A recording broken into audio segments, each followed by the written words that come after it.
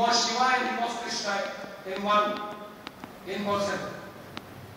So there have been many other instances also. I quoted a few. This, I don't mean to offend anyone here.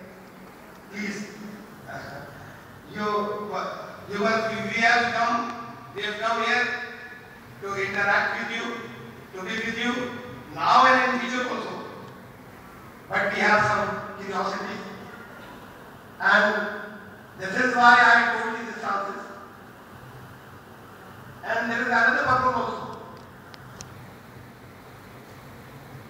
You believe and you think, and you strongly believe that you have a way to salvation, you have a way to truth. It is, of course, your duty, and you are doing that, I know. It is your duty to tell others and to call others and to invite others to the truth and explain the truth to them. And the Muslims here, there are other sects, there are other sampradayas, a lot many number of sects. They are satisfied in their folds. Brahmakumari people, the disciples of Swami Vivekananda, Ramakrishna Mission, RK Mission, they are all satisfied people in their own folds, and they all claim that they have found the truth, and they all invite others to the truth. They follow that Vedanta, that philosophy of Vedanta, so the disciples of Swami Vivekananda, which is different from the Vedanta preached by Bhakti Vedanta Swami. He preached another part or another school of, he was from another school of thought of Vedanta, and Swami Vivekananda preaches another school of thought of Vedanta. They are satisfied in themselves. Brahmakumari people are satisfied in themselves. They said they have found the truth, and they call others to the truth. They try to make others understand, and it is a very good spirit, of course. If someone believes and strongly believes that he has found the truth, it is his duty to call other human beings to that truth. There is another group of people coming from the Muslim families. These people also believe that they have the truth with them, they have the word of God with them. And it is their duty also, if they strongly believe and sincerely believe or honestly believe that they have the truth, it is their duty also to tell it to others. But then there is a dilemma, of course. A number of groups believing that they exclusively have the way to salvation, and they are all satisfied in their own folds. Then what is the common ground? What is the truth? And where does the actual truth lie? Quran, or the preaching of Quran, I am quoting from one ayah of the Quran. It says, قُلْ يَا أَهْلَ الْكِتَابِ تَعَالَوْا إِلَىٰ كَلِمَةٍ سَوَاءٍ بَيْنَنَا وَبَيْنَكُمْ. It's a part of the ayah, not the whole one. Say to the people of the earlier scriptures that come to the common ground with us. Let us come to an agreement on what is common between you and us. At least we should stick to that what is common between you and us. And by sticking to that common ground, in future we can interact and we can talk on those things also which we differ in. Amicably we can talk on those things also with the right intention of finding the truth.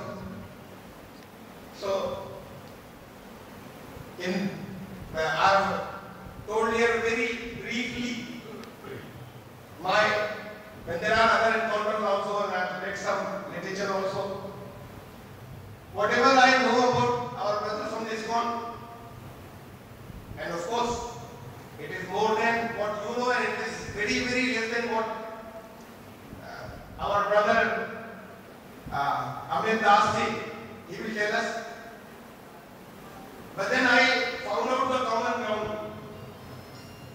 I have read in Srila's literature, Bhakti Mas literature, Swamiji's books I have read.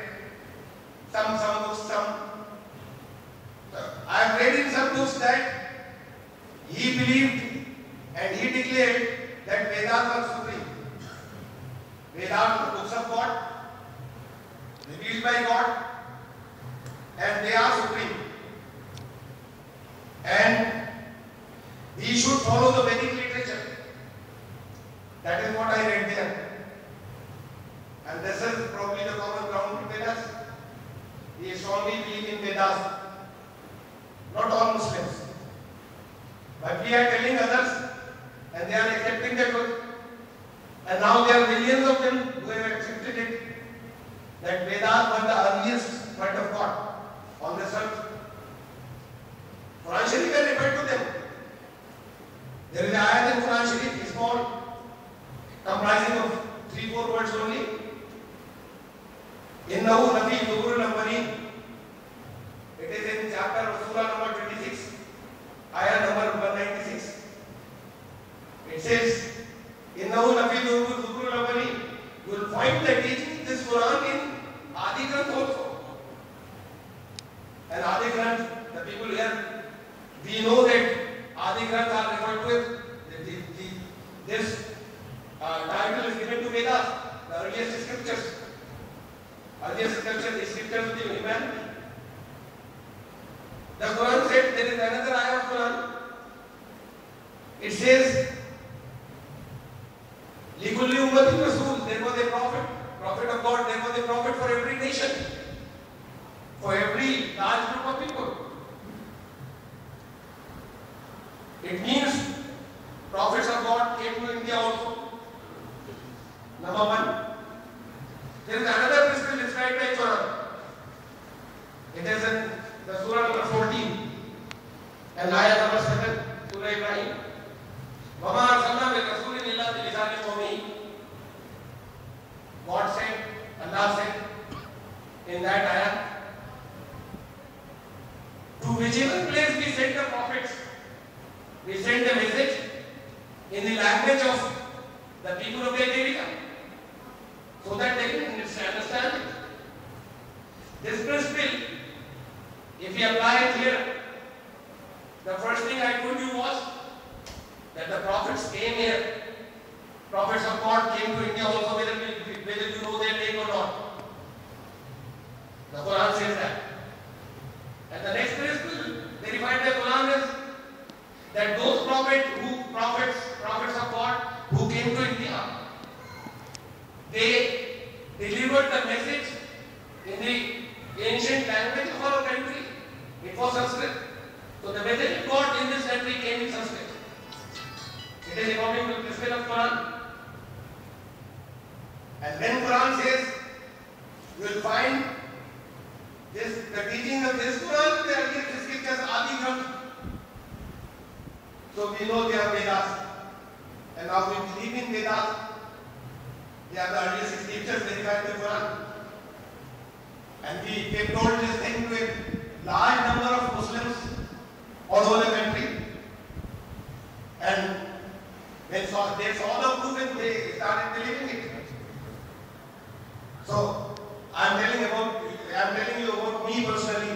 I have gone through Vedas. I have read 3 commentaries. I have studied 3 commentaries of Vedas word by word. So this is, I believe, the common ground between you and us, between ISKCON brothers and the Muslims.